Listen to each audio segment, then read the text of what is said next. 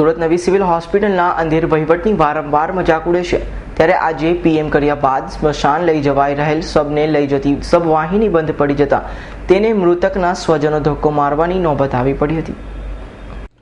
સુરત નવી સિવિલ હોસ્પિટલના અંધેર વહીવટની ચાડી ખાતી સચ્ચાઈ દર વખતે સામે આવે છે.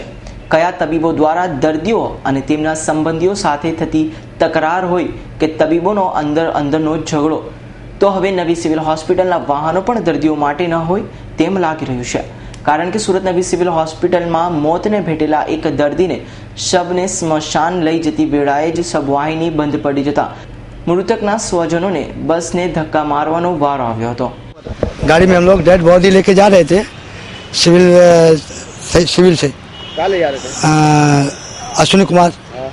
तो गाड़ी आई तो गाड़ी में हमारी बॉडी सिविल के अंदर ही बंद पड़ गई. अभी तो बोलते हैं दूसरी गाड़ी मंगाएंगे, उसमें से ले जाएंगे. अच्छा, बोले गाड़ी बहुत पुरानी है बोले. हाँ जी, गाड़ी तो पुरानी दिखती है. अभी बॉडी गाड़ी में पड़ी है. जी हाँ. आपको कोई जॉब मिला यहाँ से?